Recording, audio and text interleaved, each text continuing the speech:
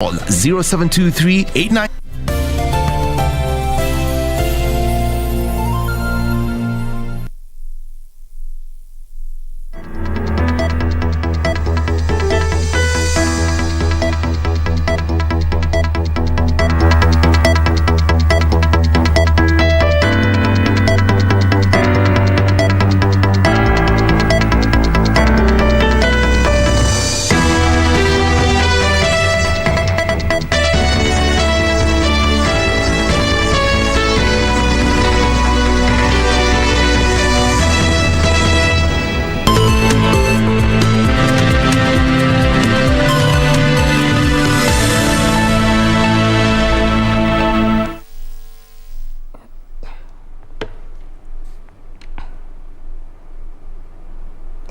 Good afternoon. I trust your Sunday is going just as planned. My name is Jacky Wambiru and our sign language interpreter is Byron Abuli. Well, here on Lunchtime News, we have a comprehensive bulletin lined up for you this afternoon. And some of the issues we shall be taking a look at are matters of politics, matters education, among others. And now to kick us off, school administrators in the country have been urged to embrace peace and talent clubs as a tool for fighting ethnic bias and other ills in the society. Speaking during a talent show at Rift Valley Institute of Science and Technology, Nakuru County Director for Culture and Gender Affairs, Selina Nkatha, said clubs could promote good relations, nurture talents and establish peaceful coexistence among youth.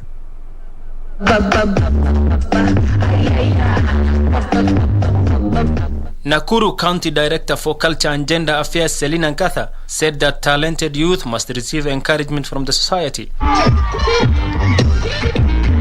because talents could enhance employment prospects among young people.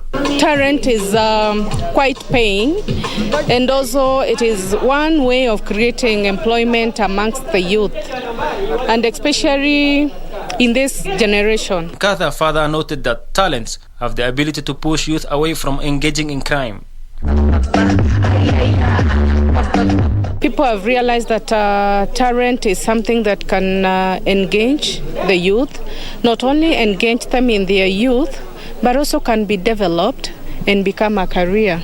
Students at the Rift Valley Institute of Science and Technology said that the talent show had come at a good time, having been postponed last year due to the COVID-19 pandemic. The talent show, which it was planned to be done annually, it was never done in 2020 because of COVID-19 pandemic. The institute intends to stage the event annually and on rotational basis among counties with the aim of promoting peace. They'll be working across the country, and once they have appreciated the cultures, they will be able to fit into those cultures without any challenge. We have also noted that it creates a lot of peace. Yusuf Hilo, Lunchtime News.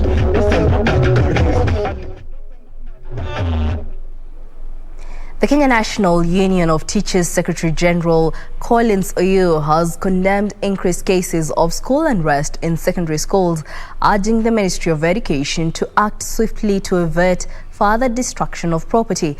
This is a section of the clergy called for the reintroduction of corporal punishment in schools.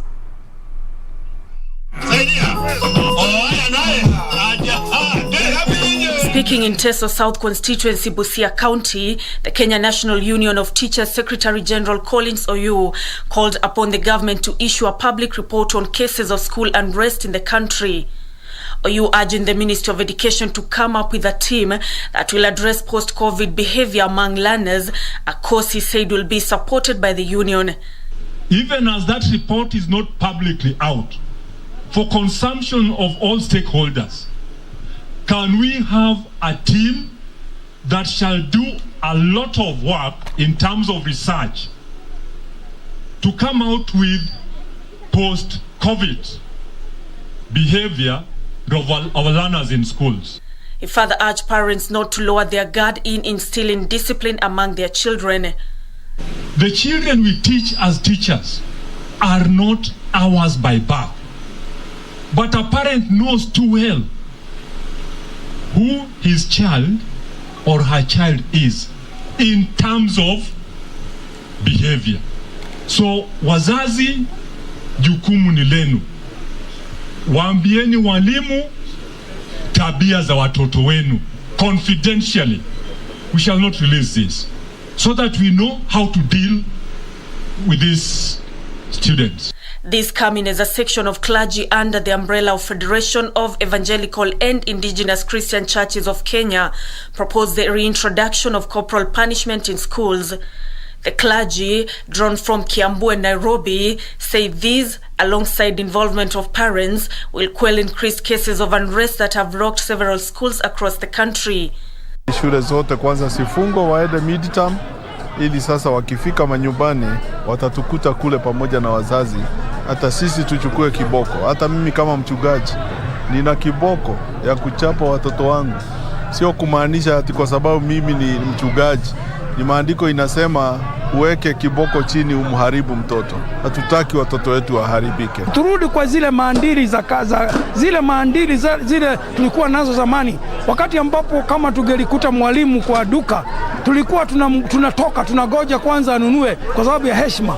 Hizo heshima zitoke kwa jamii kule nyumbani, ziende kanisani ndio sifike shuleni. Lakini kama hakuna heshima nyumbani, mtoto anaweza nena lolote kwa mzazi. Ndio hili jambo lisiwe la kurudiwa. Wakati mimi nilikuwa kwa shule, tulikuwa tunachapwa, sijui kama tuseme kiboko kirudi, na sitasema ati nipatiane mwelekeo. Wacha upelelezi wa kina ufanywe. Nancy Okware, Lunchtime News.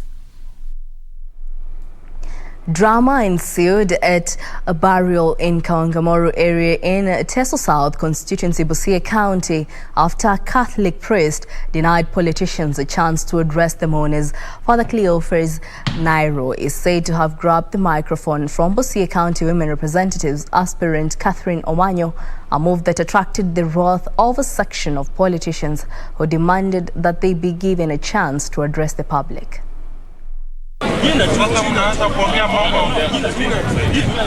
The final journey of the late Joseph Felix Obama, who was being laid to rest in Kawangamoru area within Teso South constituency of Busia County, turned chaotic after a section of politicians were denied a chance to address mourners. Time and vision, because every vision is valid. I am so sorry. I am so sorry. A scuffle ensued when Father Cleophas Nairo attempted to grab the microphone from Busia County Woman Representative aspirant Catherine Omanyo. And it's unfortunate that some leaders, whether a pastor or a father, can be used. A human being is a human being. So I just want to ask all the leaders, the fathers, the pastors, whoever they are, if they are the ones leading a funeral, let them not be biased. Let them give everybody equal opportunities to air out their views, to air out their visions. So as for me, Catherine Omanyo, no one can intimidate me. A move that was condemned by a section of politicians who had attended the burial and insisted on being given a chance to address members of the public, warning religious leaders against being used to advance partisan politics. Kwa hivyo tusifanye siasa ya kujaribu kufungia viongozi wengine wasiweze kupata nafasi ya kuweza kuzungumza. Naomba pia wenzangu, tukikuja weuza sera zako. Usitembee kuharibu jina ya wengine. Juzi nasikia kuna mtu alisimama hapa anasema Mary hakuna kitu alifanya kwa Kawangamoru. Kwa Kawangamoru St. James nilipeana pesa ya computer lab. Tunatafuta kiti cha uongozi. People want to become leaders. Hicho kiti lazima kiheshimiwe. Usiwe mtu wa kupitia njia fulani kutafuta uongozi katika ile kiti. You will not manage.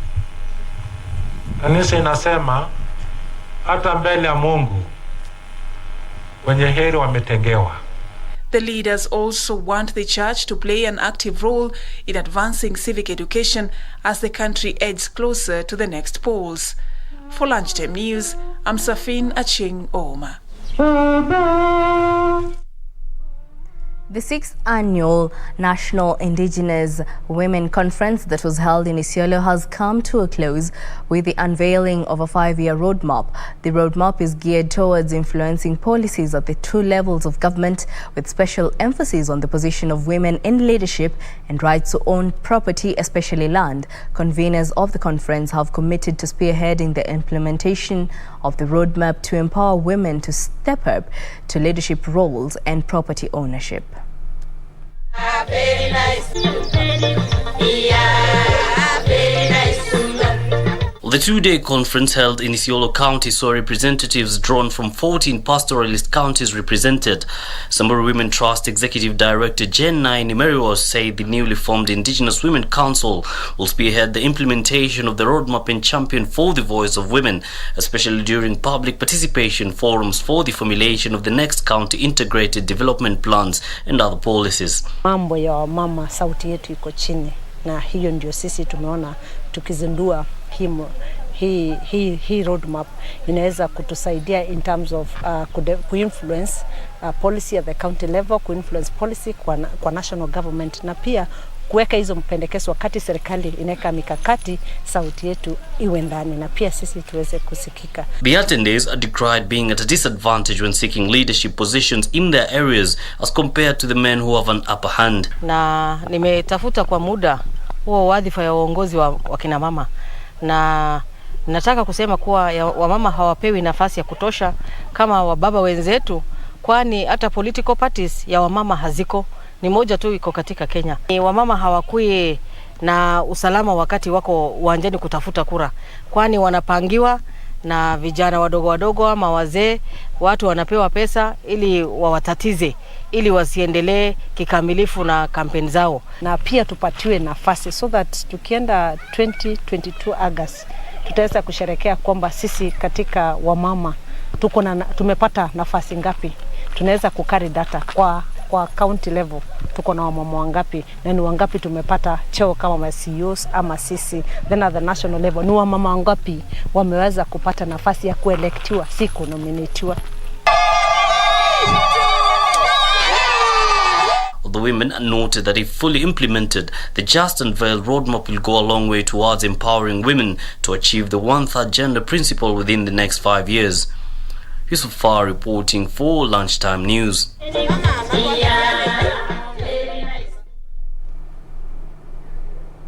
Well, on that note, we'll take a short break. Don't go too far. We have more news coming up.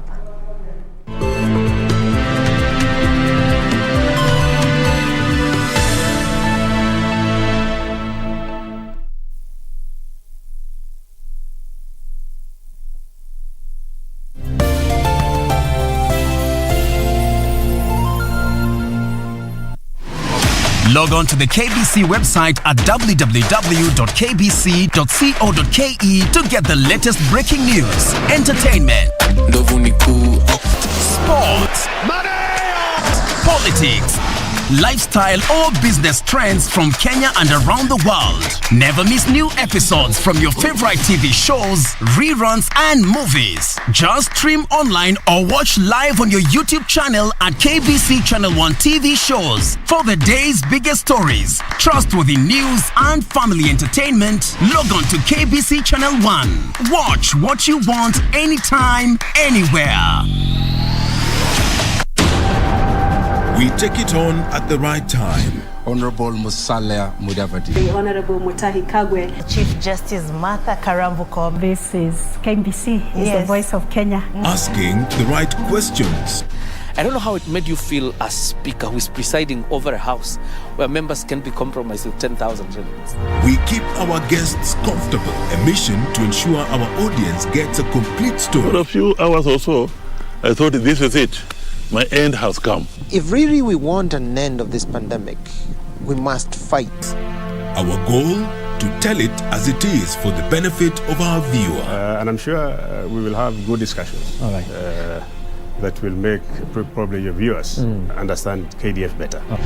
with 21 radio outlets. During a live interview on KBC TV, Chief of Defense Forces General Robert Kibosha. Jaji mkuu kwa mara ya kwanza katika mahojiano yake ya kipekee na runinga ya KBC Channel 1 and 2 TV stations covering over 90% of the entire country.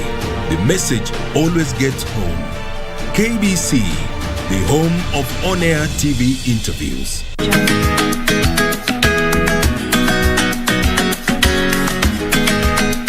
Nikishapata kile ninachotaka kwa ule msichana, I swear mami utaenjoy. Bado ahadi yangu mimi na iko vile vile. Yusuf mtu wako yanipigia.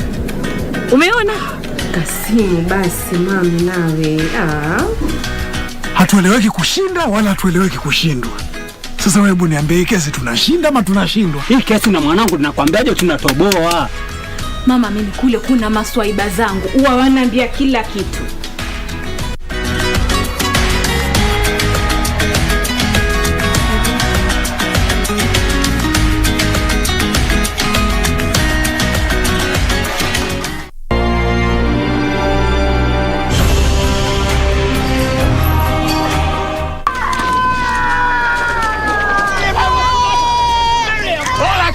Is what the Lord commanded. We go forward into the land he promised our forefathers. I follow his word without question. It is not too late to save ourselves. Better to go back to Egypt than to die here. Moses, they meant no harm. They simply worry for themselves, as if the Lord hasn't proven he'll care for their every need. We feel for your grief, Moses, but our animals will soon die of thirst.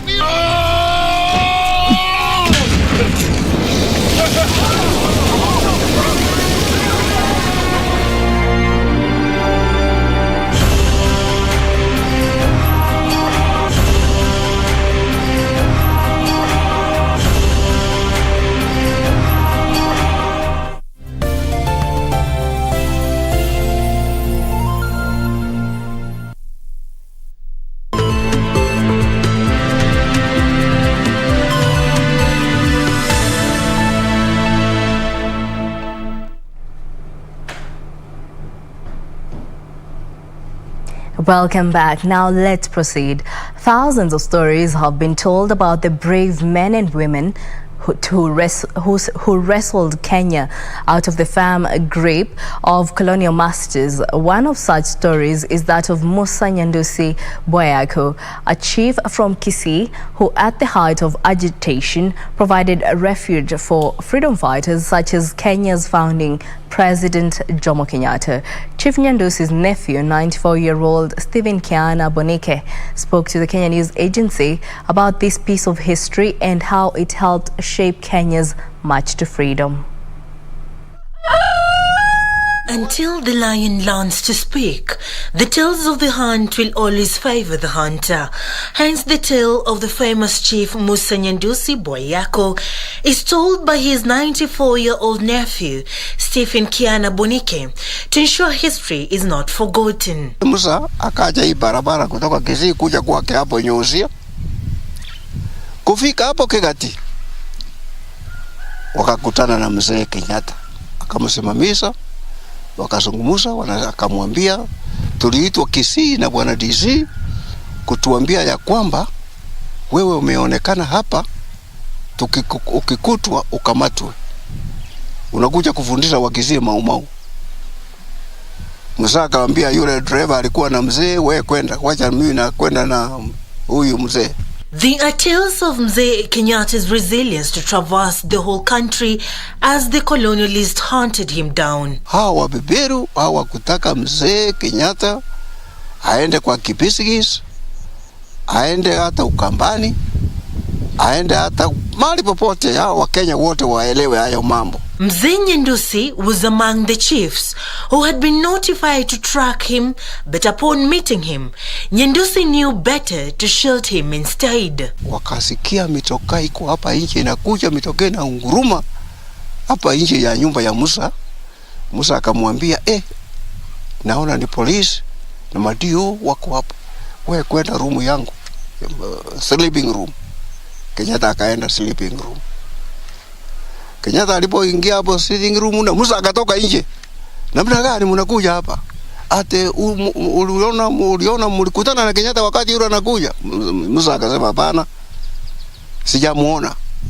Pengine alienda njia gani sijui. Even when Mzee Nyandusi's compound was raided, he will redirect the search team, wait for the veil of darkness, and help Mzee Kenyatta escape.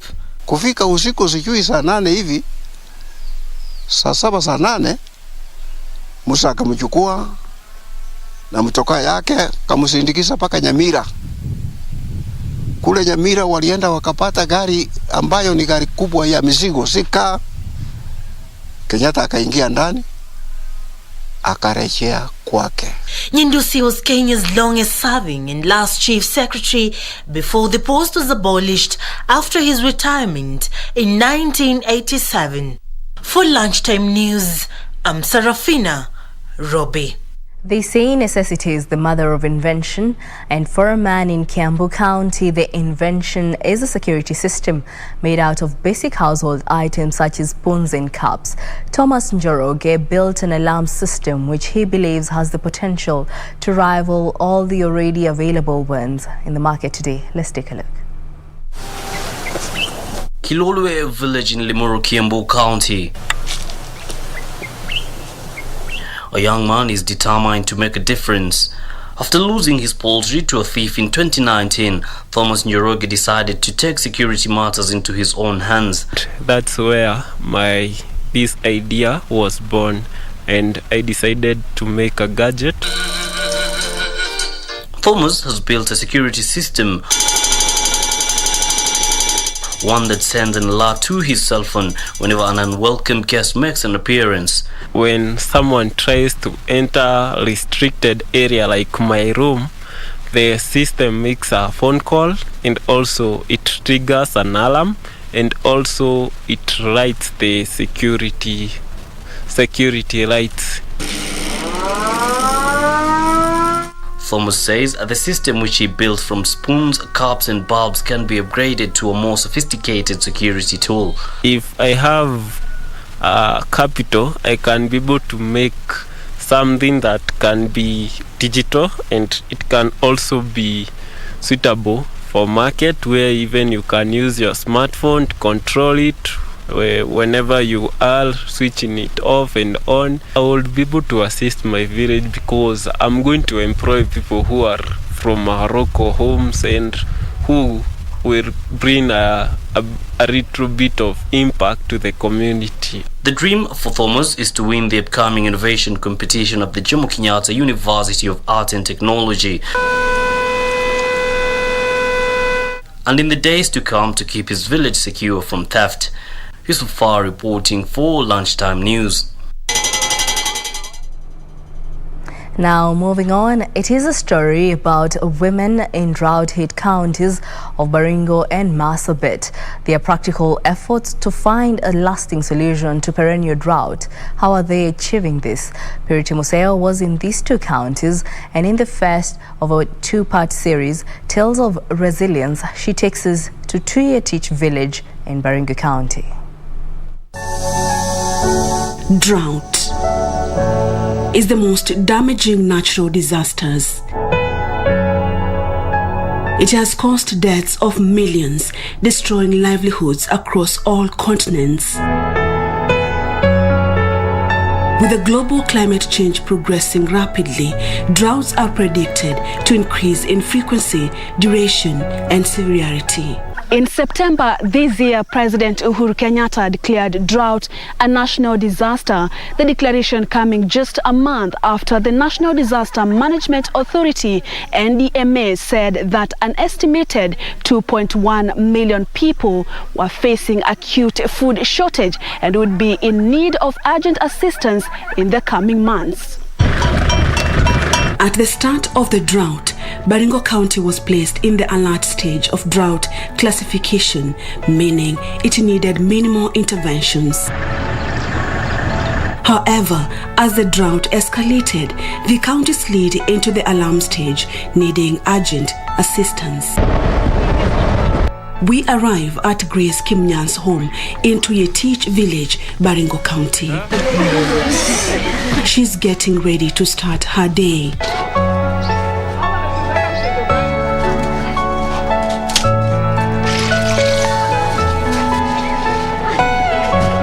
Grace Kimnyan has ventured into fruit farming. The traditional maize and bean farming is seriously affected by the ongoing drought. Tulikuwa tunaenda kuomba watu kama huko mlimani akiiva mahindi ama ukienda huko mahali naelekea Kavaranet. Shida mingi ya njia sana. Her new approach to farming is advised by lessons on the art of integrating crops with trees, courtesy of the World Vision Kenya. If you're in this place, first of all, you realize the microclimate is just different because of the presence of the trees. And these trees, these are agroforestry trees, which when they drop their leaves and also through their roots, they fix a lot of nutrients into the soil that benefits the grass that is growing. Kimnyan later joins a group of women she is supplying with grass for their livestock in another section of her farm, where she is employing systematic regrowth of existing trees. Nyasi imetuleta kabisa na imetupeleka mbele kwa sababu yeye kwanza ng'ombe yake aende kwa swam, analisha ng'ombe yake nyumbani, akitaka tu wanaenda akitaka, lakini saidi hakuna ng'ombe yake anakufa hata moja. Drought is threatening their livestock, and Kimnyan's grass farm is their hope, at least for now. She's also demonstrating to these women how they too can benefit from the technique. The existing tree species within a locality is being nurtured, selected, then nurtured to grow. This takes the process of also pruning them and creating space around them so that the trees grow in their own natural environment, and at the end of the day, the communities are able to use those trees for their own use. After cutting the grass, it is left to dry for use as fodder. These women cut the fodder into small size for their livestock using a mini shaft cutter. Sasa nimepanda nyasi, nimepata nyasi, ng'ombe na shiba, na hata chirani sasa napata nyasi ya kusaidia. Imekuwa faida kubwa sana kwa sababu kama ng'ombe akufi, najua ni hasara sana za zile ng'ombe anakufa. Lakini kwetu sasa tunaona ng'ombe akufi kwa sababu ametusaidia, tukikujia yeye anatusaidia. Courtesy of the farmer managed natural regeneration FMNR technique, the cows can generate milk. The children have something to eat and the women are happy. Sisi tutakuwa tumejisaidia. Kimnyan's generosity is becoming infectious. The women say they will spread the word to other women on how they too can achieve economic independence through the farmer-managed natural regeneration, a low-cost and easily replicated approach to restoring and improving agriculture, forested and pasture lands. Tunataka hata tutaendelea kufunza watu wa village wengine wapata hata na wao waelimike ndio tupate kwenda sote pamoja.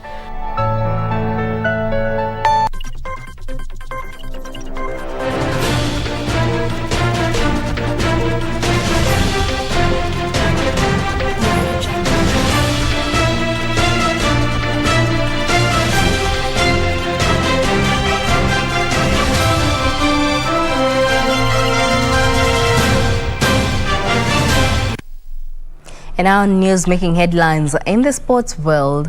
Powerhouse Cuba were crowned the new world champions as the curtains came down on the World Boxing Championship in Belgrade, Serbia.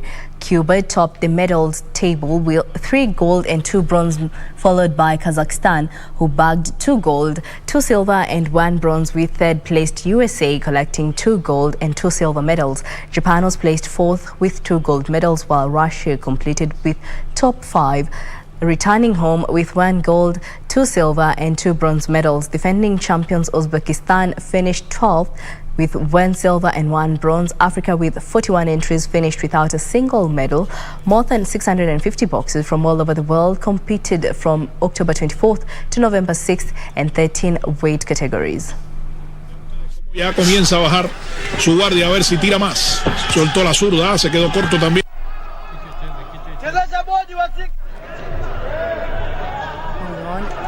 Kenya Volleyball Federation League champions GSU will open their title defense against Kenya Army when the new season serves off on November 27th at the Nyayo National Stadium. The paramilitary side won the league playoff in August to book a ticket to represent Kenya at the Africa Volleyball Cup Championship alongside perennial nemesis Prisons Kenya and KPA. Prisons Kenya will face compatriots Prison Mombasa. AP Kenya will take on Equity Bank. KDF will be up against Prison Mombasa, while Prison Nairobi will face Vihiga County. In the ladies category, Prisons Kenya will face compatriots Prison Nairobi. Kenya Defence Forces will take on DCI, while KCB will be up against Kenya Pipeline. The Women's League will kick off at the Makende Gymnasium in Mombasa.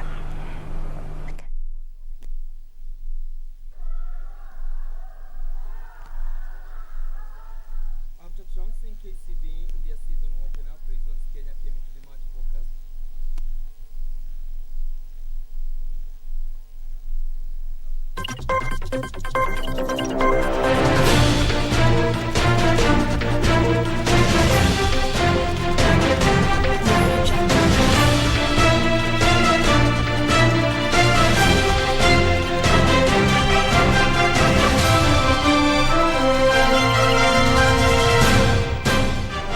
Brings us to the end of our bulletin this afternoon. Thank you for choosing Lunchtime News. My name is Jacky Wambiru. Our sign language interpreter is Byron Abuli. Enjoy the rest of your Sunday.